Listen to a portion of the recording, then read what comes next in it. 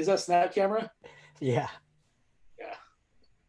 Oh wait, first I gotta stop and pause because number one, well, I'm gonna take out Kyle and Joey for a second. I'm just gonna just pause on me, Joey, and Adam. Number one, we got Joe and I got our comic shirts on. And that's just the irony of that. You got your Superman and I have my Spider-Man on, particularly Miles Morales specifically, which I can't wait for that game to come out. And Adam, I'm digging the gray skull in the background. Yeah. Because I live for gray skull, and as a matter of fact, that's I don't know if y'all even watched the that new She-Ra that was out on Netflix. Yeah, my daughter's watching it. So my daughter's 18, and so we go in real deep on that show, and I kind of stopped watching it because I had to let some things go with that show. And I was like, oh, Aurora, this is team too much. And I said, Aurora, let me make it perfectly clear. I said, I don't care about the sexuality of the show. Let me make that clear. But for me, I'm all about women empowerment and all that kind of stuff. I love all that kind of stuff. But I said it crossed the line way too much when you say women empowerment has to mean that you have to automatically just be with a woman. I didn't care about that. Like, I didn't care about that. They forced it down the throat, and my daughter's like, okay, yeah, I see where you're coming from. Because it was like push. I'm like, why couldn't it just be? And then I was like, then my daughter was like, and I'm sorry if I'm spoiling it for y'all, but she was like, well, then what happened to the brother? I'm like, girl, I don't know. That's something else. So I said, but wait a minute, they're gonna come out with the actual Masters of the Universe later on, right? That's gonna just knock out everything. She's like, yeah, I'm ready for that one. And I said, it is what it is. I appreciate the show, but I had to let it go because it just got way overkill. And then I was all for Glimmer being, a nice curvy, thick girl. But then all of a sudden, when she got older, sorry if I'm spoiling everything, she got thinner. I'm like, you know what? That's not fair. Well, Bradford, I'll tell you, I got my daughter watching the old Masters of the Universe. Yeah, I raised my kids on that. Nothing beats that old Filmation. Hey, we're just gonna make this as fast as we can to sell as many toys as possible. And so like everything's like static except like the mouth is moving because they're trying to save money. I mean, but that's He-Man. My daughter was like, well, where's the life lesson? What am I learning? I don't care. My daughter's like, I don't care if they're homosexual or not. That doesn't bother me. I'm like, well, that doesn't bother me either. But what am I learning? That's what I do. I miss that from the 80s, like the end of the show, like there's battles and gunfights, and then G.I. Joe goes, now kids, make sure you don't play with matches. Or there's, He-Man is fighting with swords and defeating these people and going, now kids, don't be do nice drugs to each other. There's nothing that beats that. I mean, because it's just like, you knew that the FCC forced them. If you're going to do a kids show, you have to have a meaning at the end. So they just out of nowhere, hey kids, don't forget, make cookies with less butter. I don't know. I mean, it's just like, what are you talking about? All right. Then if it was on NBC, then the star come across screen. The more you know. Sorry, that was my early rant. No, it's good. And I heard there's going to be 2 Masters of the Universe. There's like He-Man, and there's going to be Masters, and then like Kevin Smith is helping make one. There's going to be an animated series, kind of like the She-Ra reboot, and then there's going to be an actual live action movie that they're going to do that's going to kind of pick up where the original cartoon left off. So I'm training to be on that in that animated series. I'm going to be that jaw guy. I can't remember his name. Trap Jaw? Yeah, Trap Jaw. I'm going to be Ram Man. I'll be Ram Man. Ram Man. The little guy. Yeah, I'm built for it. You're only going to be Red Man because that's a Wu-Tang reference too. I could, man. when the planets and the stars and the moons collapse. Oh, so what would that be if there was a Wu-Tang thing called like Method Man and the Masters of the Wu-Tang verse or something, you know, and they turned into a cartoon? I would be all over that. That'd be there great. was that one I forget what that one YouTube channel that they'll do all the mashups with with Oh, where they hip-hop take songs. the 80s cartoons or like to Yeah, protect your neck or Oh something. man, yeah, Protect Your Neck was the best one. Oh, Oh, they I forget, it wasn't that one, but they did another one with He-Man. They did a couple with Outkast. It was amazing. Have you seen that guy on I love YouTube the that channel that raps Dr. Seuss books with like Dr. Dre beats and things like that? That sounds cool. I heard about that He's hilarious because he reminds me of like a man, what's his name? A Zach Galifianakis, right? Trying to be all like, I'm wearing a robe and I have like a stovepipe, you know, thing right here, and he goes, Sam I am, and he's just going out. It's hilarious. It's hilarious. You have to watch it if you've never seen it. All right. Other one that's great I always get into is the same 80s aerobics video set to like metal songs. Where it'll be like all these people in spandex to like Raining Blood by Slayer. Oh, it's so fun. YouTube's a fun place, but you get lost. You get lost in that place. So I'm gonna hit record for real. We've been live on YouTube having fun for like the last 5 minutes. It's good. It's good. I'm gonna hit record for real. I'll give you the countdown, Joe. All right, here we go. All right, here we go in 3, 2, and 1. Welcome, everybody, to another episode of Sons of Technology, the podcast. And you know what? The doctor is in, because today, after a long summer, and I'll tell you, a long 2 weeks leading into this new year, we need a little therapy session. In fact, we're going to call this TheraPD, because we need to vent. We as tech coaches and as ed tech consultants, just people who are trying to make the best of this situation, trying to make the best situation for our kids, the best experience for our kids and our staff. We've come into some roadblocks. We've come into stumbling blocks. We've come into situations that we didn't think would be here. We've come into situations where, you know, we have some old school administrators trying to fit a face-to-face model into a distance learning model. And some of the things we don't understand, and some of the things we're pushing back on, and some of the things we're just questioning, and we need to let it out. And Kyle, you brought this a section up of like the unexpected circumstances that are coming in, the unexpected roadblocks that we're coming into. And I'm thinking of it as, you know, every morning I talk to some great friends on Marco Polo, you know, Joey, Bradford, you're two of them. And we talk about all these things, and we talk and we say and we speak our minds. And like, we need to do an episode like this. We need people to see that us who are posting things on Twitter, that are posting things, we're thinking about this all the time. It's not just little sound bites we're trying to get out there. We are actually going through these things and talking through these things and dealing with these things. And we want people to see that it's real and raw, and that we are in the same boat as everybody else.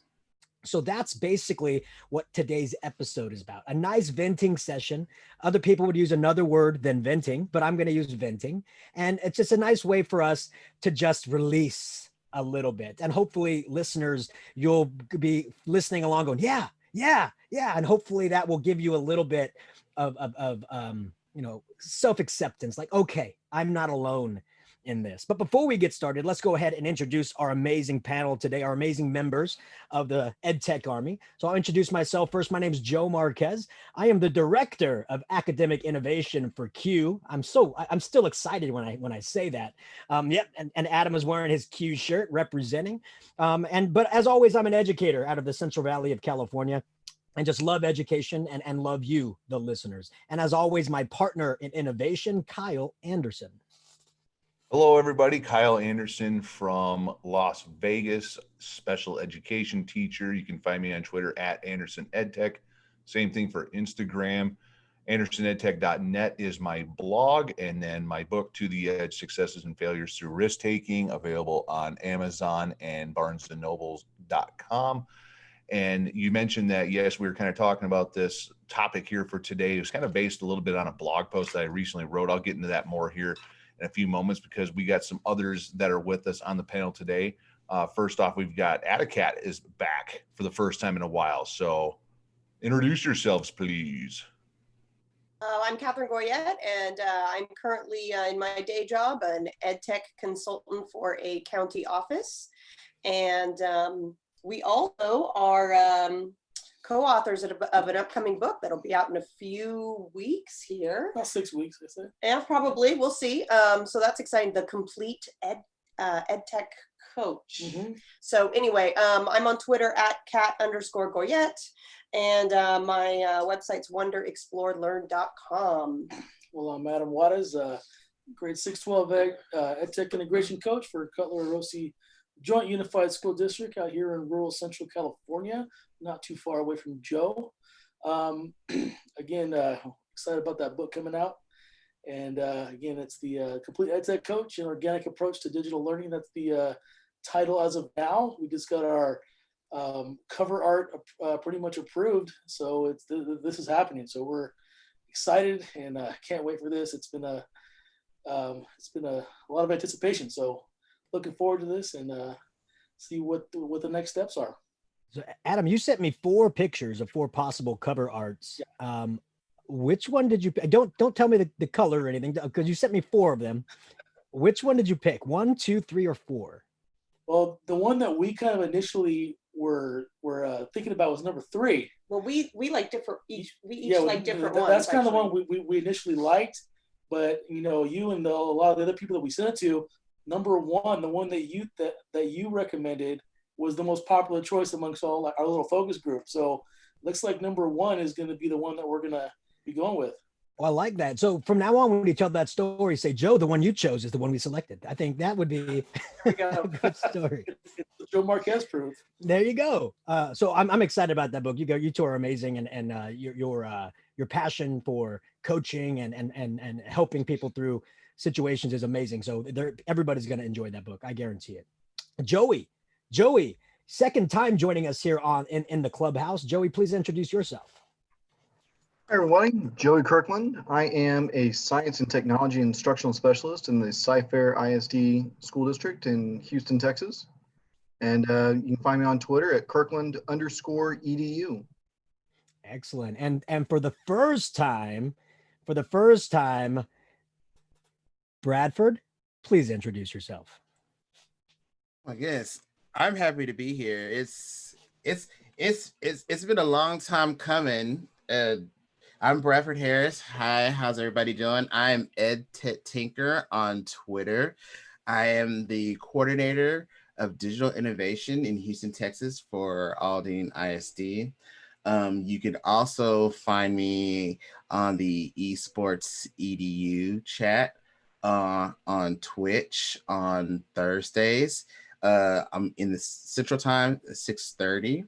Where we talk about everything in esports as well. So I just want to kind of plug that in, but I'm super excited to be here on this topic today because this has been weighing on my heart for about a few months. So I'm ready to dive in.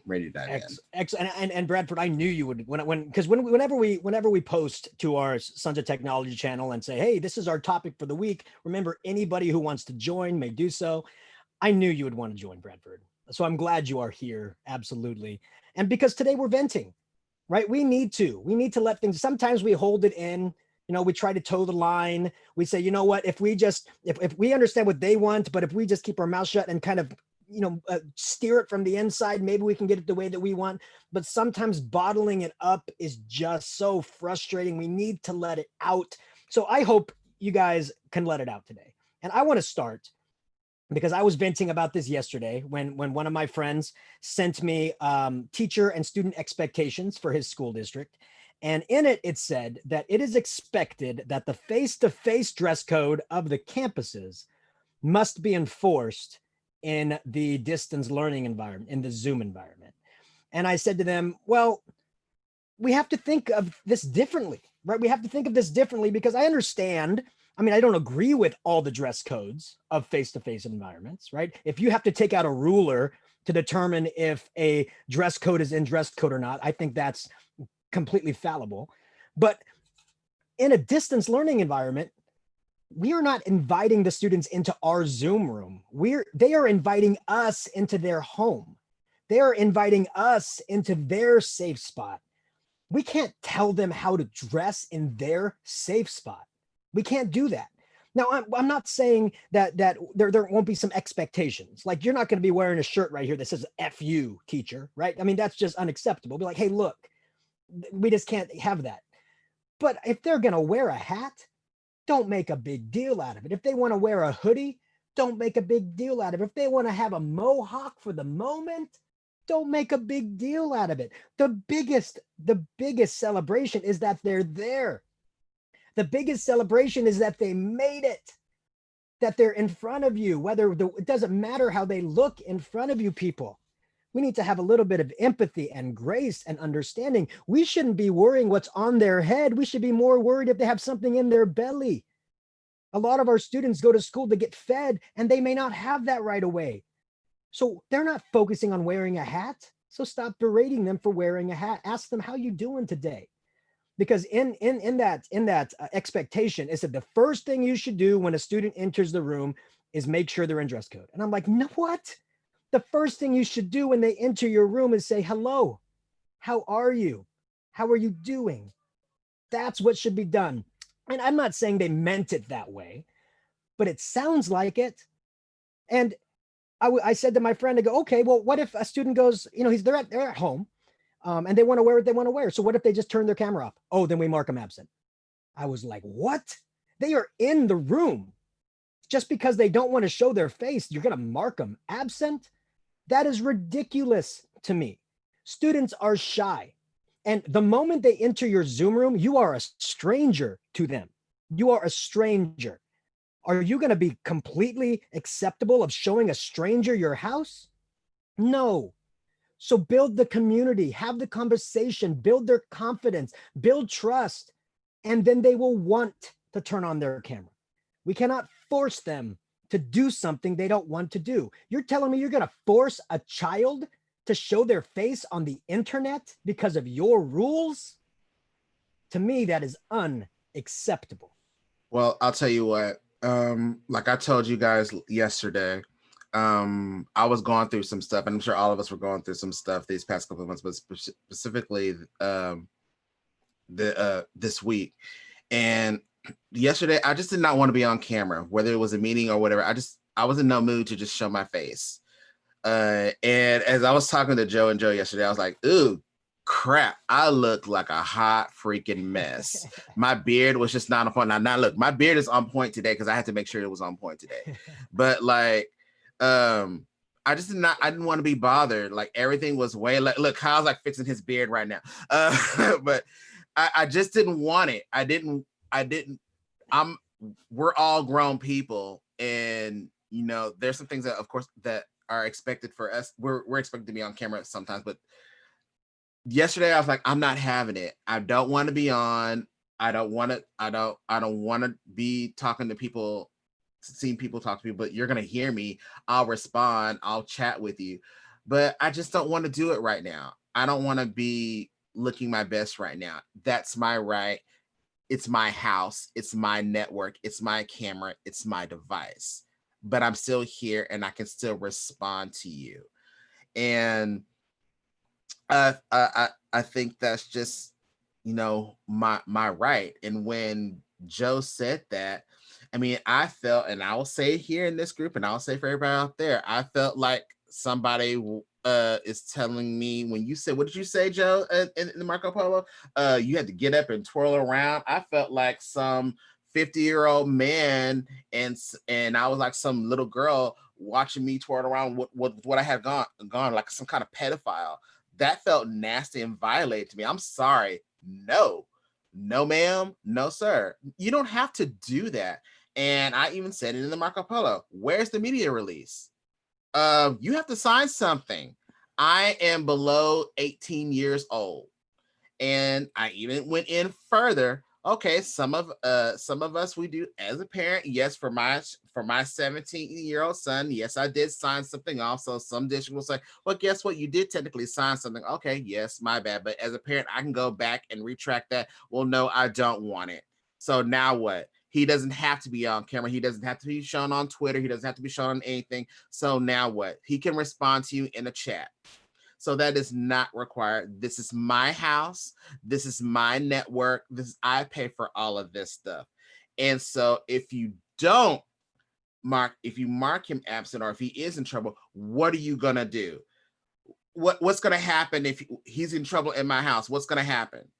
What are the rules?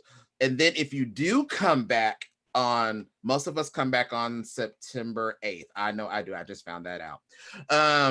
When we do come back in the brick and mortar setting, what are you going to do to my kid? I better not find out you're going to do something to my kid when they weren't on camera weeks ago. Come on now. When they have A's and B's in your classroom and they've been productive, what are you going to do? And then furthermore, and I'm sorry, I'll keep monopolizing conversations because, I went in yesterday. I said, furthermore, let's keep it real, ladies and gentlemen. When you have these young boys and girls crawling and going to the bathroom, hey, Joe, let's go into the bathroom. You know what these little boys and little girls do? And they take those Instagram pictures, those Twitter pictures, and it's not appropriate. And they do something that, is not cool. And what do? They get suspended, so to speak. But it's not that hardcore. They're just, go to your sack or go to whatever, and you're pretty much done for a little bit, but then you come back. Why is this any different? Why is this so hardcore that your child must be on camera? My own daughter, who has graduated from virtual learning, this is something different now. She was a virtual student for 3 years. She was not required to be on camera. She had to have other requirements. She must be on the network. She must have a printer. She must have all these things, but she was never, ever required to be on camera. She had to respond in chats, but there was not a requirement at all. So I don't know where this is coming from that you must get on camera. You must get up and stand up and twirl around and let me see your haircut. Let me see what you got on. Parents, you must have a uniform on. Come on, people. Way too much. This is COVID. That's another thing that my child was saying, everything. This is COVID. At this point, technically you're saving money by not having to go out and buy supplies and clothes and having to wash every single day. This is actually the good side of this. Financially speaking, I don't have to do all of this extra anymore. So why are you telling me, district, how to run my house? This is my house. It's my house. Now, if you're going to supply my network, my clothing, all of that stuff, then yes, even my child's haircut, then we can have a conversation. But until then, you can't do that. My child will get up for you and do your work, but you're not going to tell me what my child is going to wear. And what did you say, Joe? If it's an FU or a bra or a tank top, then yeah, we can talk about that. That's unacceptable. But to get up and say you can't wear this and this is inappropriate, or your camera must be on, absolutely not. Yeah, absolutely not. Like Adam was saying earlier, like if you're wearing a 49ers shirt because that's unacceptable on campus, why would you kick them out of your Zoom? They're at home. It's their shirt. They can wear it. If they're wearing a Fresno State Bulldog shirt, in certain schools, Bulldogs are against the rules because there's a gang in Fresno called the Fresno Bulldogs. So you can't wear a Bulldog shirt, even though that's the college mascot for the town. You can't wear it. There's even an elementary school where their mascot is the Bulldogs, right? So can you wear a Bulldog shirt because you're at the Bulldogs? And so it just gets odd. All these dress code things are just control. They're control, and they mess with kids. I'll tell you, my wife and I went to a particular district here in our town, and she still has issues wearing certain clothing because it was so ingrained in her that you shouldn't wear that type of top. You shouldn't wear a top with any strings less than 2 inches. And she every time she puts something on, she questions it, thinking she's going to get in trouble or something like that. That messes with people's minds. And it's not, because we're told Dress for the job you want. Dress for success. Dress for professionalism. I go, guess what? I am a professional, and I wear a biker jacket when I speak to teachers. I wear a shirt with the Grim Reaper on it when I speak to teachers. I have a mohawk on my head when I speak to teachers, and I'm a professional. So you're not telling me what I wear and what I look like determines what I know and who I can change and who I can talk to. Times have changed, people, and people need to be able to express themselves.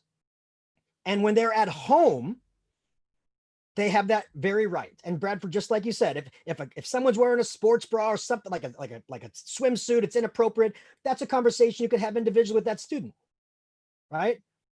But don't stop them from coming to your class or feel like they're being piled on because of it. Get them in. That's our number one priority. Get them into your Zoom. Get them to trust you. Get them to talk to you. Get them to participate, right? And when they trust and participate, then they'll listen to you. And then they'll be like, you know what? So I don't cause Mr. Marquez that much trouble. I'm going to wear, something, better. I'm going to, but they'll do that on their own after you earn their trust. And we need to focus on that too. Are we going to control the kids 100% the way we do in a face-to-face? We shouldn't. Are they going to have to raise their hand in a Zoom and say, excuse me, I have to go to the bathroom? I sure hope not. They should be able to turn off their camera and go to the bathroom. But are they going to get in trouble? Oh, how come Sally's camera's off? Sally, you there? Sally, you there? Oh, absent. She left without asking. That is ridiculous, people. That is ridiculous. We have to teach with grace and empathy right now, not create roadblocks to prevent. We need to tear down walls to make it easier for them to get in. And to look at this in a different angle a little bit, when a teacher doesn't enforce it, I'll tell you straight up right now, if I was in a district like that, I would not enforce this. I have better things to do with my time and energy than to enforce a dress code virtually or to make sure a student's camera is on, even though they're participating. I flat out would refuse to do it. Okay, would I be vocal about it and tell my principal, no, I'm not doing it? Probably not. I'm not going to cause trouble about it, but I'm going to play by the whole, what they don't know won't kill them mantra. So if I'm in my classroom, my virtual classroom, and I'm not enforcing this thing, who's really going to know unless I flap my gums about it? Okay. But what's going to happen though, I can already see this happening, is in some of these districts that are going to do this, you're going to have administrators that are going to pop in to Zoom calls, and they're going to see that a student's camera is not on, or that a student is quote unquote dressed inappropriately, or whatever it is. What's going to happen to that teacher for not enforcing it? And that is absolutely ridiculous as well, because again, you have better things to do to spend your time and energy in educating in this virtual environment. It's hard enough as it is to teach virtually without having to pile on these ridiculous things that some districts are starting to do. So I'm just going to leave it at that, because I know there's others that have their 2 cents that they want to share as well. But that's what I'm afraid of as well. Kids are going to get punished for this, and so are educators for not enforcing it. Like we just said earlier, you talked about the word, giving, extending grace. That's a word that's been kind of gone viral in my district. And I'm glad that like our admin have actually been starting every kind of meeting and saying, well, we're going to give everybody grace right now, because it's like we're building the airplane while we're still in the air. And, I'm glad that we're actually kind of using that as our mantra right now, because, some of that dress code policy and other ones right now, it's a one size fits all approach. And when before COVID, that wasn't a good idea. And it's even worse and more magnified now in distance learning. But it needs to be a case by case basis. I have a degree in history, and one of my favorite classes was in my ancient philosophy class. I'm learning about Socrates and and his whole idea of the philosopher king, and how the philosopher king will take everything on a case by case basis. There's no one size fits all approach, and I'm actually I'm very fortunate, because my district is having us come work, is mandated we come work in our classrooms, which I don't mind going in there, but they have a policy now that they've it's kind of a case by case basis. If you have a special need as far as your babysitting or health reasons, they will hear your case and make accommodations for you. And I think I'm actually very fortunate that they're taking that. And I really agree. I have no problem with the saying, okay, you have to go work in your classrooms. I think that's fine for me. I don't mind doing it. But the fact that they're giving me that, they're going to listen to hear my case and accommodate me, that's the equity piece of it, not just this one size fits all approach. And I think that can be applied to, from a school to a district into your individual classrooms. You have to have that case by case basis. It's not easy. It's going to be a little bit more time consuming, but it's equitable, and that's the grace that we all need. I love that you brought that up, Adam, because that's a great pivot to another thing. Is what about schools that are forcing their teachers to teach distance learning in their classroom and not giving them that choice, right? I mean, because I know that if you weren't given the opportunity to have a choice, to have that, hey, I need this certain day, that could affect you, right? And they need teachers to be in full teaching mode, not worry mode about what's going to happen to my kids or this or that. Or we're hoping that they relax some rules. Like a lot of rules say, hey, teachers, you can't bring your own children in your classroom. But that was in a pre-COVID world. If you're teaching from your classroom to your students at home and your kid needs to have someone to watch them, why can't they be sitting in one of the seats doing their own distance learning while you're teaching? Because I've heard some schools say, nope, it's board policy. You can't do that. Be graceful and change it then. It's not like it's written in stone where it can't be changed. Be graceful and change it for the time being, please. Right? And then also, teachers, we have to question things too. What is the purpose for teaching in the classroom? What is the purpose? If your purpose is, well, all of your equipment is there and everything that you'll need to be successful is there, then that's one reasoning. If it's because we want to make sure you're at work, that's a culture issue for you and your teachers. You have to have faith that your teachers are going to do their job and do it well from wherever they are. If you're making them go to campus because you're fearful they won't do their job, that is a culture issue. And I am fearful of how those teachers actually teach in a face-to-face classroom. Are those teachers that say, read chapter 1, here's a worksheet, I'm going to watch football film until you're done? Are those teachers that are never called out? So if you're fearful that a teacher's not going to do their work from home, that has nothing to do with location. That has to do with that teacher. And that's not a single issue that appeared because of COVID. That's an issue that is a cancer in our profession of teachers who do as little work as possible. I'm not saying that's a lot of them. I'm not saying that's you listeners, but I'm saying that's a cancer in our profession is the teachers that don't do the work. All of us should not reap what they are sowing. We are professionals. And if we can do our work from home, we should be allowed to work from our home. So I'm saying you should give your teachers a choice. Conversely, though, you should not say you're not allowed on campus. You must teach from home. If a teacher wants to teach from their classroom, you should let them teach from their classroom. There's a converse to that. But give them the choice. Give them the choice. And case by case basis, Adam, I think that's amazing. What I don't like is a school that would say, okay, if you want to teach from home, you have to give us a doctor's note that shows why.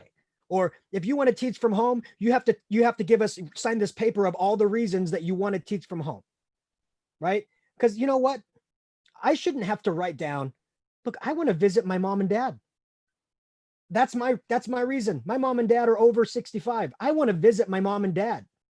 And if I have to go into class, that increases my chance of getting this COVID, and I don't want to visit my mom and dad.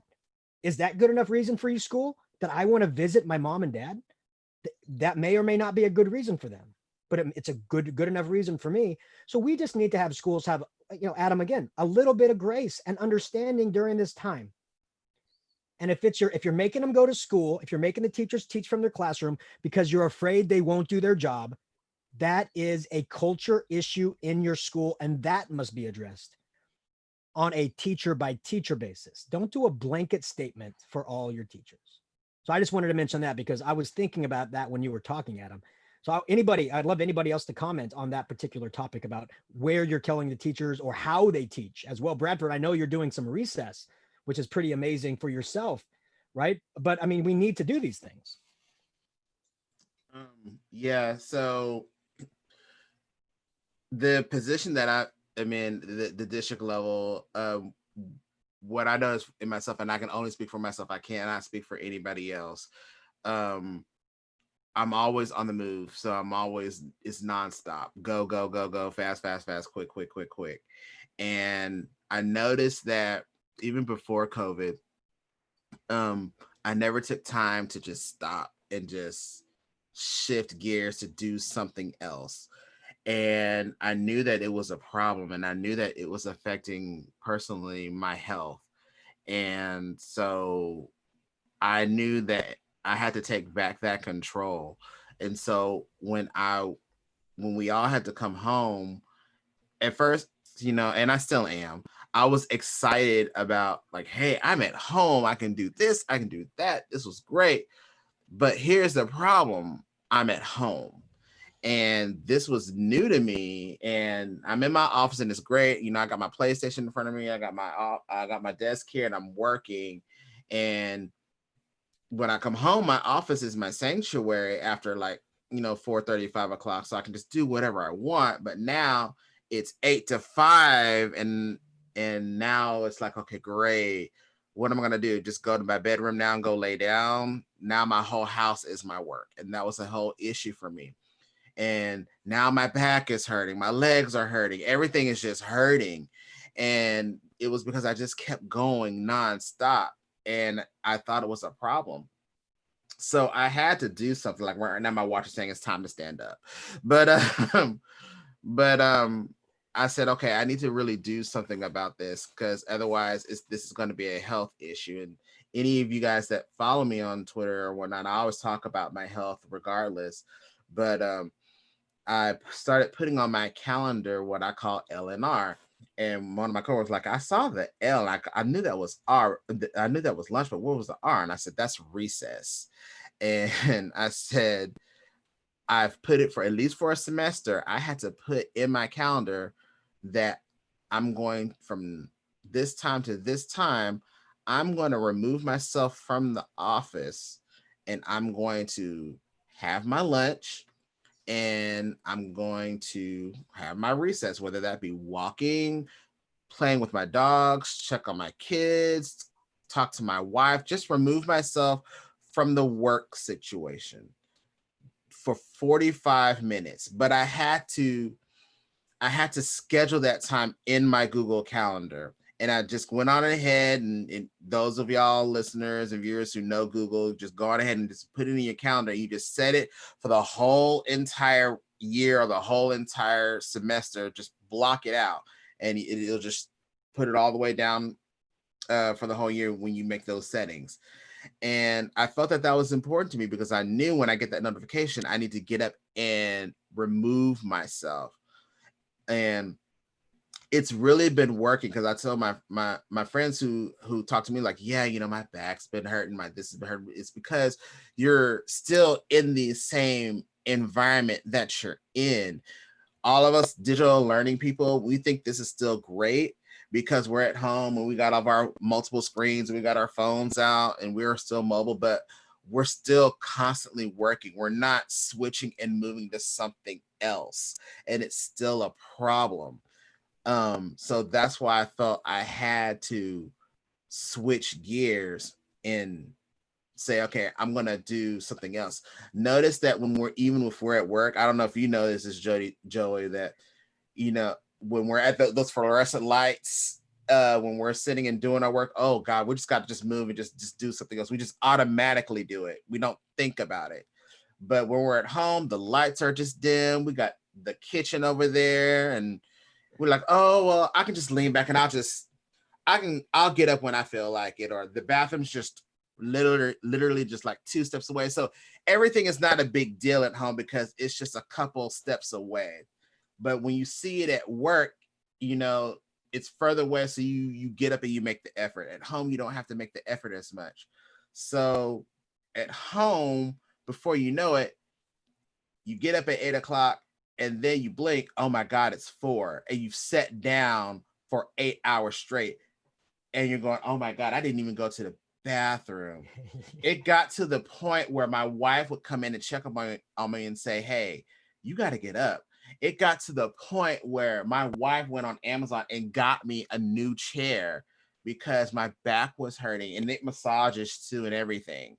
And so I had to just take back that control and make that change. And so I'm adapting. Whenever I go back, I'm still adapting that model of shifting gears to where at least give me 45 minutes of doing what I want to do. Why not? We do it at work anyway when we got to take our kids to lunch and we go to the lounge and we cut up and we just talk about adult conversations on just, hey, guess what Tommy did, or guess what we're gonna do Friday night. We just switch gears a little bit. So yeah, I felt it was so important for me to just do that. Otherwise, I was gonna just break down and end up going to the doctor. Yeah, pretty soon it's going to be like, I mean, we're not, the walking's going to hurt. It's like we're going to be vampires. You walk outside in the light, we're like, oh, there's lights. Oh, right? It was so bad. Okay, so yeah, I'm the only person of color in this group, but I told my wife, I said, babe, look, like I was showing my neck. I'm like, oh my God, like even as a black guy, like I know I need some sun. And she was like, yeah, babe, you do. I was like, I had no idea that I had been cooped up in this house for so long that I did not realize that I needed to walk and get some sun. So when I would go on my walks and talk to you guys on Marco Polo, I would go back inside and I go, oh my God, I didn't realize how bad it really was, that I wasn't getting the proper sunlight that I needed. Yeah. It was very bad. It was very bad. I would love to hear from Joey, because Joey's sitting over there listening intently. Joey, what do you have to say about all of this? We talked about dress code. We talked about teaching from the classroom. We've talked about getting out and getting some exercise. I'd love to hear your thoughts about any of that or anything else that you wanted to talk about. Well, I was going to say, kind of talking about what Bradford was saying, scheduling that time to go outside, that's important for our students too.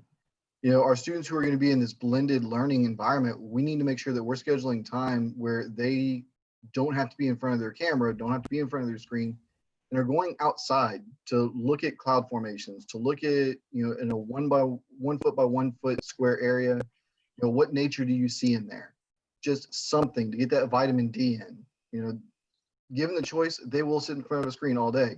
I was a teenager once. I remember playing Nintendo for hours on end and begging nobody to hit the power button because there's no save option. But we need to be able to have that time for the kiddos to go outside. With the dress code stuff, for me, it's about relationships. If we want, and it's funny how there's parallels between the way that the teachers are reacting to the students with the Zoom stuff and the way that the districts are reacting to the teachers teaching with Zoom. It's about relationships. Get to know your people. As a teacher, know who you're teaching to. If you know that that's that you're teaching in an impoverished area, and you've got students who are may be on that free and reduced lunch and are coming up to the campus to make sure that they get their food. If they don't turn their camera on, again, that's between you and the kiddo. You know them. You get to know that relationship. You don't have to sit there and narc on them. On my district, we have they put out that there's 3 different ways for students to be counted, quote unquote, here. If for a virtual student, if they are in the Zoom meeting, camera doesn't have to be on, they're there. If they interact with the, we're going to be doing Schoology this year. If they interact with the content at all, they're counted there. And then if the first 2 didn't happen, the teacher makes a phone call home to talk to them, and they're talking about curriculum, they're counted there. So we're trying to give those accommodations and give those options to the students. On the flip side, we're not doing that for the teachers. And I'm in a unique position to where I get to see both sides of it. I get to see from the standpoint of, okay, I have to build classes. I have to try and sit these students in here. And my district's huge. We have 116,000 students. Oh yeah, we're massive, 91 campuses. And so we can't. Everything's always bigger in Texas. Yes, it is. Oh, y'all need to come down and visit our Berry Center. It's phenomenal. But anyway, we can't. We're trying to do a one-size-fits-all model. We're trying to make a general rule for the district. But at the end of the day, it's going to be kind of a campus decision. We're encouraging teachers, hey, if you have a health concern, you have something, come talk to the principals. Let's see what we can do to try and accommodate you. But that part is getting lost in the shuffle in my district. Right now we've got a lot of angry teachers protesting and talking about, hey, we don't feel safe, and you're telling us we have to go back. Yesterday, Friday, the 14th, was the first official day of contract. And we have not been able to set foot on campus since before spring break, March 17th or something like that. And so it's been a while since we've been in there. Teachers were able to go in the last day of campus to close out and get their things out and kind of throw stuff in a cabinet. Yesterday, when I was walking around, mask covered and everything, I was just trying to introduce myself to the new staff and just seeing kind of what everybody was up to. And the majority of them were cleaning out their classrooms, trying to get stuff set up, trying to move from, hey, I was in this area, now I'm now in this area, trying to move around. And I don't understand how they would be able to do that in any other safe way. And that's where a lot of people are mad and they're protesting, like, oh, we shouldn't have had to be up there. Content wise, no, we shouldn't have. But it's the other stuff that teachers are doing that they have to get done. And so I'm just kind of advocating for talk to your people, know your people, and reach out, see what you can do to help. Kyle, you've been quiet relatively this whole time, and you wrote kind of a blog post about all these unexpected circumstances. I'd love to hear you mention anything about what we already talked about, or some of those unexpected, blockers or unexpected circumstances that you've been encountering at the beginning of this year.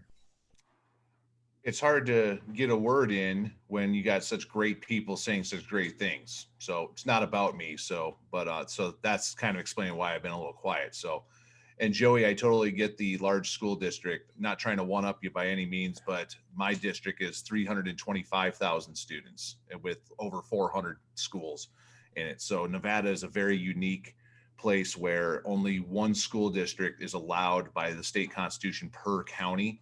So when Clark County, which is where Las Vegas is over 2 million people, you have one school district for it. So that explains why we're so large. But yeah, so going back to, I wrote a blog post a while back titled "When Things Don't Go as Planned," and it was based off of a camping trip that I took recently. I really like to take things that are going on in my life or things that are influencing me at times and turn them into educationally relevant blog posts. And a lot of my blogs on andersonedtech.net are like that. This one, we went camping, and I'll give you the Cliffs Notes version. Was we left to go camping and got about 100 miles away from home, stopped to get breakfast and gas, and then, long story short, blew the radiator in the vehicle towing the camper. So there goes the camping trip. But we could have done a whole lot of different things, but ultimately we ended up deciding we rented a car and went to the Grand Canyon and different things anyway. So it wasn't the 4-day trip at the campground that we intended. It was a 2-day trip in the Roadway Inn in Williams, Arizona instead. But we made do and still had a lot of fun, even though our trip essentially was quote unquote ruined. And it ended up costing a lot more money. So that was an $1,100 shop visit for the vehicle. That was terrible. But this is education as a whole. Okay, things are never going to go as they're planned. Okay, you can plan the most perfect lesson ever, and then the kids just don't take to it. Or you're in the middle of students giving presentations through YouTube, and the internet in the school goes down. Or you're in the middle of the best lesson ever, and you got every single one of your students fully engaged, and the alarm goes off for the fire department because they're there to do the monthly fire drill, whatever it may be. This whole situation right now that we're in, whether you are fully online, you're a hybrid, or you're going back face to face 100%, this is not what we planned. And there's no perfect solution to any situation right now. The big thing right now where I'm at, we're fully online, is parents that they're going to struggle to find childcare. I was one of those parents. Okay, I'm going to be working from home. I've got a daughter that's going into third grade and my son's starting kindergarten. I wasn't going to be able to stay home and help them out and work. I'm staying home, but I'm not going to be able to work with them because I'm working myself. And my wife has a job that is going to take her to her office. So we had to come up with something, and we got very lucky, and we found a person that is typically a substitute teacher that is going to take them into her home and teach my kids and a handful of other kids. They're going to have all their lessons. She's going to keep them on track, and she's going to give them quote unquote recess time by letting them use her pool. And I mean, we got very lucky with that, but not a lot of parents are going to be as lucky as I am in that regard. So what we have to do right now, regardless of the situation, is we have to take it in stride. We have to basically realize that it's not what we planned. Nothing's going to go perfectly. You're going to have to learn things that you didn't realize you were ever going to have to. Case in point, my district, really my state, the state of Nevada, is that they're mandating that all schools use Canvas now. Many schools throughout Nevada were Google Classroom for the last few years. Well, now all of a sudden we have to use Canvas. So now you've got people that have to learn a brand new platform on top of learning how to teach virtually. So it's a nightmare for some people. Okay, it's not a nightmare for me. Even though I never used Canvas really before, it's a great program that is very powerful, and to me it's very easy to use. I never used it before because my whole philosophy was, if I got Google Classroom, why would I use this? So, and if I ever badmouth Canvas, it was more because why would I use that when I got this great free tool here? So, but it's a struggle right now for a lot of people. It's going to continue to be a struggle, and you just, if you need to vent, kind of like we've all been doing here for the last almost 45 minutes, you got to let it go. You can't let it bottle up. Okay. Say what you need to say and learn from it and move on. Okay. If we don't do that, it's just going to get worse, and people are going to get more and more stressed. As stressed as I am right now with trying to build things in Canvas and help other people build their things in Canvas and all the other stuff that's going on with learning what we need to do with lessons, I'm very fortunate to admit that my biggest concern right now is the headaches I've been getting at the end of the day after staring at a screen for 8 hours. Okay. Bradford, you said it perfectly about how getting up and moving around every now and then. I have to be better about that. And then what I also find myself doing is not drinking enough water when I'm sitting there. Towards the end of the day, I realized that I initially had put, say, 4 bottles of water on my desk with me, and I drank like half of one because I'm sitting here with a fan and the air conditioning going, and I don't necessarily feel thirsty because I'm not sitting here sweating like I would be if I was moving around or something. So between getting up and getting away from my screen more often and drinking more water, I'm going to be a lot better off. So I definitely recommend that for everybody. So, but we just, and that word grace comes up. We just have to have some grace with our colleagues too. There's going to be some people that are frustrated, or you're going to think to yourself, why can't this person just do what they need to do, or stop complaining about learning this program? Have some grace with your colleagues too, because we're all in this struggle together. So anyway, yeah, if you want to check out that blog post to get the full story, it's at andersonedtech.net. Again, it's called When Things Don't Go as Planned. And yeah, it was based off of that camping trip that we attempted to do, but it just didn't turn out. So. I would love to hear from Kat, because we were chatting a little bit earlier on, and you had some really strong opinions about a lot of things that we were talking about. And because you and Adam, wrote a book about coaching. When you coach, you also have to make sure that the teachers you're coaching are comfortable with you. You have to make sure that they trust you and that they know you have their back, right? When they know you have their back, you're golden with them. So what are you, talking about with dress code or being asked to teach from the classroom or anything we've talked about? Because your opinion really matters, because there's a lot of teacher leaders that follow you. So what are your thoughts? Yeah, I have a lot of mixed emotions right now, and I've been doing quite a bit of venting, kind of, not in public, so to speak. I work with a lot of districts. I work with a lot of teachers, and especially these last couple of, the last couple of weeks, I have been just saddened and angered at so many things. And so, I am seeing the stress and the anxiety on these teachers' faces as I'm working with them, and I'm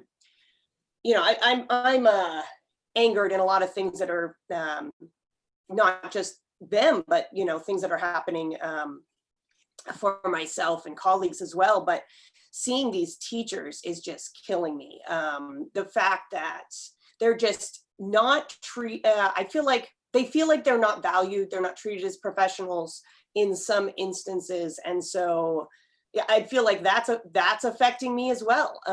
And so like Adam said, like has been said a lot, you've got to treat individuals as professionals and as those with individual needs. We do this with our students. We say, you know what is it that you need from me? How can I support you? I can't give all of my students the exact same thing. You all are different. You're all different people. You came from different backgrounds. You can't do this one size fits all approach. And I just see all this anxiety on these teachers' faces as they are doing what they can to support their students. And I have not yet met one teacher in those that I work with. There has been not one teacher that wants to reach their students and is doing absolutely everything that they believe is in their power to do so.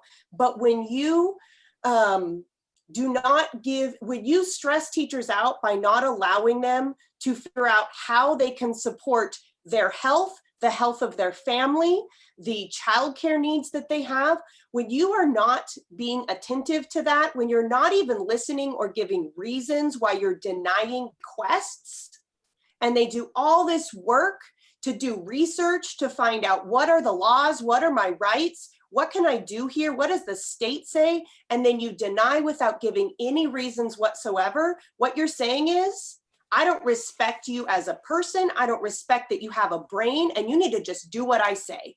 And I'm not even going to tell you why. It's my right as your employer to say whatever it happens to be that I'm denying. And so I just, it's very upsetting. And this isn't happening everywhere. There are organizations that are really supporting their teachers, but I feel like we've got it, like you said, we're in a global pandemic. You can't do things as you did them before. And I also think, I ran some sessions for administrators recently in my county, and I showed some articles and videos about how the world of work is changing, and how there are organizations, there are businesses that are saying, we realize that for some individuals, it is better for them to work from home. Now, that is not the case for everybody, but the world is changing. And I feel like in many instances, education is far behind. Education is not treating us as professionals. I read an article from someone that was in the medical industry, and she said, as long as I get my job done, I was good. My hours were flexible. I traveled all over the country. I never had a boss check on me and make sure I was doing my work. I got my job done. I was golden. And then I came into education, and all of a sudden, I'm being checked on like a child. We are professionals. We have brains. If I'm not doing my job, by all means, come in and tell me, you know what, we need to talk. This isn't working. Let me find out how we can make sure that you're able to do your job. But if I'm doing my job, get off. get off. Let me do my job. Let me be productive. And if I know that I'm not productive the way you're telling me I have to be, then stop, or I am going to leave. And that's what teachers are going to do. They're going to say, you know what? I'm gone. I am gone. You read any leadership book. You read about intrinsic motivation. And what do you have to give teachers? What do you have to give any of your employees? You have to give them autonomy. You have to treat them as individuals, or your culture is going to fall into the toilet and your productivity is going to plummet. And so I am extremely incensed and angered and saddened by a lot of what's going on, not around the world, not around the country, not around the state, not around my region. But I just feel like we are so stuck in this top-down controlled culture sometimes. And that is not what is best for people. And my goodness, we are in a freaking global pandemic. There are people losing their jobs. They will lose their homes once all of these rent and eviction things are done. Like, you've got to be kidding me. You have no idea what people are going through. And if you don't take the time as a leader to ask, and you just say, this is the way it is, figure it out, sorry, you're going to lose people. They're going to leave. So if leaders they have a book called The Traditional Campus, right? If they read that book and there's an answer for every situation in the traditional campus, let's say it was written in 1930, they've been going by that book. And guess what? There is no chapter on what to do during a global pandemic. There's none. So throw out your book. Throw it out. It should have been thrown out a long time ago. Throw out your book and write your own chapter. And the chapter needs to be written for your teachers and your teachers alone. What works for your district won't work for another district. You have to write your own chapter, people. Because right now, I think people are scared that if they don't do it exactly the same, chaos will ensue. If we don't tell students how to dress, it's going to be like Animal House, and they're going to be wearing whatever they want, and they're going to be wearing togas. It's going to be chaos. If we don't tell teachers when they have to teach, they're going to go crazy and drink all day and think it's a party. Knock it off, people. Knock it off. Kids will be kids, but they will be kids and they will learn. Why are you thinking towards the worst possible situation and acting that way? Change people. You're right, Bradford. It sounds like you like what I said. I do, and you know what? And Kat, I'm gonna piggyback off you. First and foremost, this is what I gotta say too, and I guess because yesterday I was kind of at the end of my rope, and I don't know if my friends listen to my coworker. His name is actually Brad, but I'm gonna actually publicly apologize to him because of some things that we had talked about yesterday, and he probably will know what I'm talking about. But I will say this first and foremost: the position that I'm in is new, and I'm learning my position. And with learning that position, it's leadership, but all of us are in this digital space, this digital learning specialist, ed tech, whatever. But our position is very unique as we're coaches and we see things from a global perspective. And we build this trust with our teachers. It's very different from a principal, superintendent, skills specialist, whatever, because we have no real tie to any type of, what do you call it? That the evaluation to them at the end of the year. We're just there to support. And so we had some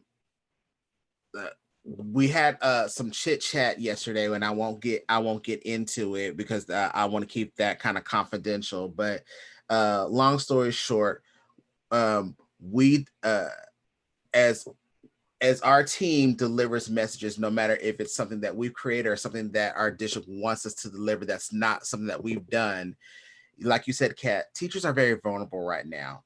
So if a district says, hey team, we want you to deliver the message, even though we know you didn't create it, we need you to deliver it. Teachers are coming at you with 3,000 questions that you just don't know the answer to. And we don't want to say tough, we don't know, but these teachers who know us and trust us very well, they know that you have they think you have these answers because we are so close. We're closer to them than, quite frankly, the administrators are, because we've built those relationships. And so they'll come to us going, well, why? And we are trying to give the best answers possible. And my coworker wanted those answers, and I tried to give those best answers possible from that leadership perspective. And I know that wasn't good enough for him, because I'm learning this role myself. And I know he checked me, and very respectfully, he checked me. And I need for people to check me. Sometimes you just need for people to check you. And I talked about that in my esports EDU chat, because the people around you that are close to you, they need to check you sometimes. And I was taken back by it, and that's why I'm publicly apologizing for we didn't go toe to toe like that, but it was one of those things where, like you said, Kat, teachers are very vulnerable right now, and they just need to be heard, and they don't need the right answers at that particular time. They just need to be heard with what is going on, and they need to be able to know that whatever is being put out there is putting out there for their support, and it needs to be communicated the right way. And are they being checked on for their social emotional well-being? And it's not about just, we've got to just check mark something off the box because we just got to do it. And so that's why I felt that what you said was very what really resonated with me about checking in with teachers in their social and emotional well-being, and what our role is as digital leaders, because I feel like we're the only ones that see things from that global perspective that no other position in education does. It's not about the Google Classroom or the Canvas or the tool. We just see things differently from an instructional lens that teachers just respect. So they know that they think that we have all the answers, and quite frankly, we really don't, and that's okay. But we just built that trust in them. And so I came with it. For some reason, I came to him with just this whatever answer, and it wasn't a shot at him or whatever, but it was because he was tired, because the teachers were tired.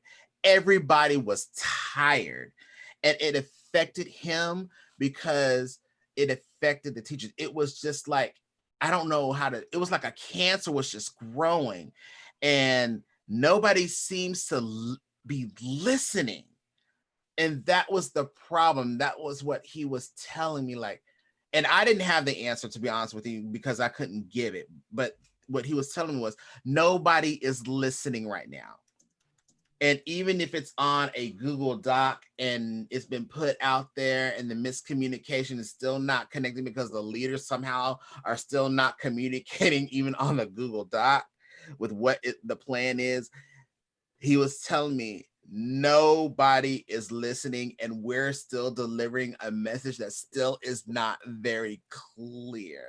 And it's a problem, and it seems to be a problem everywhere.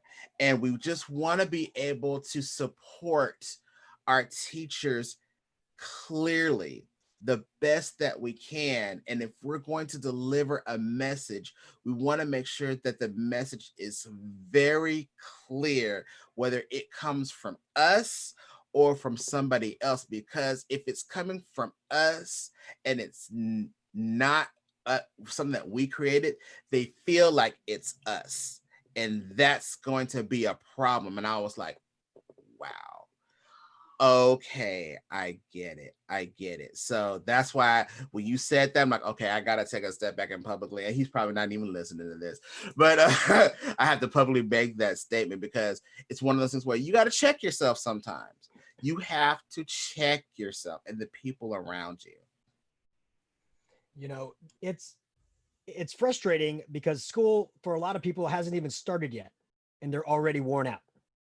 Normally in a normal year, you start fresh and rejuvenated and excited, and a lot of people are worn out and frustrated and anxious. And that's not a good way to start the year. We need to make sure leadership are calming nerves, not creating more nerves. We need to make sure leadership is listening to our experts on campus who can help. Too many times we rely on titles over competence.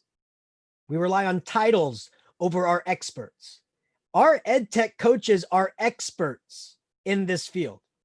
And if superintendents are not coming to their experts, that's a problem. If they're making decisions without consulting their experts, that's a problem. And whether it's due to pride of asking somebody, quote unquote, lower than them, or it's because they're lower than them, they may not have the idea of what they want to do, go to your experts, people. And the analogy that I've been giving is baseball, right? Let's say that the manager of the team is the superintendent. He knows what the position coaches are doing, the base running coaches are doing, the batting coaches are doing. He knows how to put all that together and to make a great team. But what if baseball was, well, it was canceled for a little bit, but what if baseball was canceled and the only thing that was there was the home run derby? Are you going to just say, I know everything, or are you going to go to your batting coach and be like, look, you're the expert in this. I'm going to rely on you. All we have is home run derby. There's no outfielders. There's no outs. It's just home runs. I'm going to rely on you because you're the expert in that field. I may be the head coach, but I'm going to defer to you. That's what we need our superintendents, our area superintendents, our principals. Just rely on your experts, right? And don't have any trepidation about doing that because of quote unquote, they're lower than you. Because right now they are high up on the list of people you should be buying coffee for. Joe, I'm glad you said that because the spirit of what you just said, it applies so much to our role as ed tech coaches in this world that we live in. Is because as we support teachers, we have to do the same thing. If we don't honor each individual teacher's experience that we are coaching, then the same mistake is going to get made. So if you come in like, I'm the expert and I'm top down, I know all this stuff, and I'm going to fix you, you're not going to get anything done. So if you come in and you build that relationship, like, you know what, how long you've been teaching, or what's your experience, and honor what they've done and what they've accomplished, and then you weave in your expertise within that, your coaching is gonna be so much more effective. And really, what I've been really trying to do is honor what they did in the classroom. Mm-hmm. Hey, what were you really good at? What were you passionate about? Oh, well, I used to do these projects and the kids would do art. Hey, that's cool. You know what? You can still do that. Kids can take a picture of their work, right? Oh, I never thought of that. Yeah, like keep doing the stuff you're amazing at. Oh, I used to use whiteboards all the time and it was great because I could see all the kids' answers. How am I going to do that? No problem. Webcam, you can still do this. And so I think it's important, like Adam said, to honor not just, their experience and get to know them, but what are you good at? Because we can leverage that. And as an ed tech coach, I can show you were great at building relationships. Great. How did you do that in the classroom? Perfect. You had kids talk to each other. They asked these questions. Let's do that on Flipgrid. Oh, I didn't know about Flipgrid. Perfect. So I agree that but that's about making sure you ask those questions and honor those teachers. Just like you were saying. I mean, it's about saying, I need to know what are these teachers. I need to make them feel comfortable. I need to listen to them, absolutely. So I like what you said, Bradford, that people want to feel heard. I've heard, I don't remember where the quote is from, but and it's said in so many leadership books, as a leader, sometimes you have to make tough decisions that not everyone's going to like. And that's the reality. But if you don't give your people, and they are your people, and if you're not taking care of them, you're not a good leader. But if your people don't feel heard, if they feel that you don't even want to listen to them, when you make that decision, you're going to get a heck of a lot more resistance and pushback. If they feel like, you know what, I was heard, they said they listened to me, but this is the decision that had to be made, and they give a reason, then they're going to be a lot more likely to follow you and to have, to support you as a leader. Like Joe, you talked about how, these leadership should be consulting these experts first. From a tech coach perspective, I believe every teacher I serve is an expert in something. Yeah. I need to honor that first if I'm going to get them to go along with what I'm trying to do. I'm thinking of a math teacher that I've been working with for years, very old school, but very good at building that rapport with students. And, a lot of times we say stay away from lecture, but this teacher is very good at that, as teaching in that kind of old school manner, and very effective at it. And totally was freaking out when we go to distance learning. And the first thing I said, hey, you remember how good you are at doing those live lessons? And you know what? I'm going to put you on YouTube. You're going to become a YouTube teacher.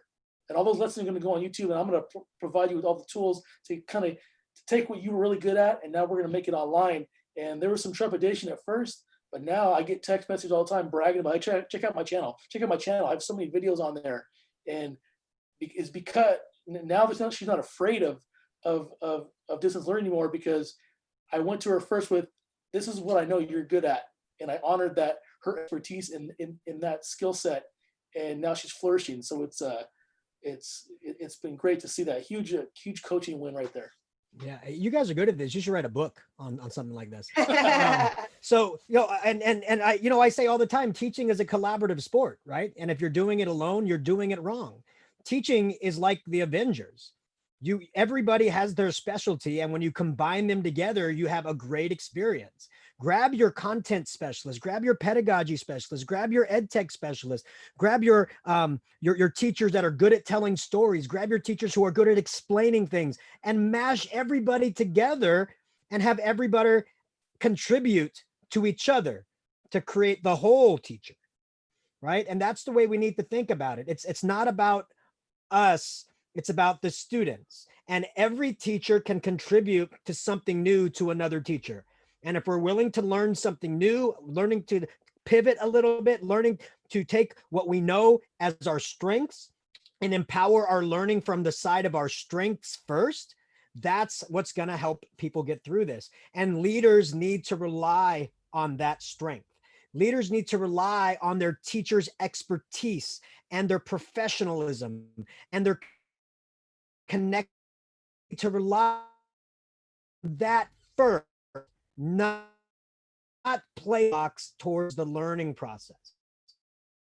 Can you, the first time a student meets you, because you're a stranger at that point, the first time a student meets you, they hear you at a dress.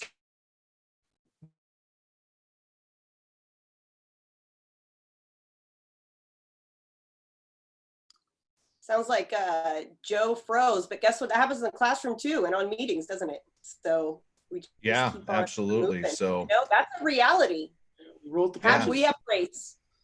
Kind of like that whole thing about with my blog post, when things don't go as planned. We did not plan for Joe to freeze and get all garbled right here. So I'm not even going to edit this out, because this is a great lesson based off of the whole thing that we were talking about this entire time, about things not going as planned. And, I could vent about it right now. I could just go off about how angry I am now about how Joe's internet connection got garbled and everything, but I'm just going to take it in stride and give Joe a little bit of grace and not blame him for everything that just happened with that. And we did that on purpose. We did that on purpose, so you can see that's what happens. But that's all we wanted to do. We want to make sure teachers feel they are backed up, feel that they can empower their strengths and incorporate something new into a different way. We just want to make sure teachers feel that they are backed up, treated as professionals, and that they know how to lead their class and build that community within. So in closing, I want to say this. Question everything right now, teachers. Just question it. Just ask why. Hey, we're going to do dress code. Okay, why? Oh, we want to make this seem like as much as school as possible, but they're in their room. It's not as much as school as possible. How about we make it as comfortable for them to learn as possible? Hey, we're gonna make them keep their webcam on. Why? So that we can see each other. Well, what if they don't want you to see them yet? What if they're not comfortable with that yet? How about we build the culture first, and then they'll want to turn on their webcam? Hey, you have to teach from the classroom. Okay, why? What's the reasoning behind it? Can't I do everything at home? Question. Just question it. Ask why, because you'll find out a lot of times it's just because they're trying to do this. They can't let go of the past.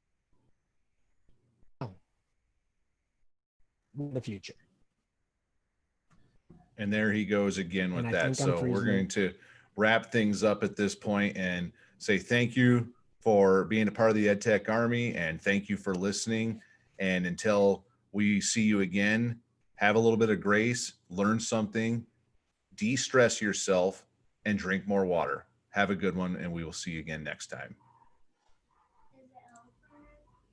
We're still live. Don't forget We're still, recess. yes, that's right. I thought you were going to say something else. We're still live on YouTube. It says up there. There we go. Joe, good thing that we know what we're doing here, Joe. Yeah, I don't know why I was cutting in and out. That's strange. That's never happened before. So, but Kat, I gotta say, your rant was still live, right? let me turn off YouTube. That way we can swear or something. Bye, Hey, thanks YouTube. YouTube people.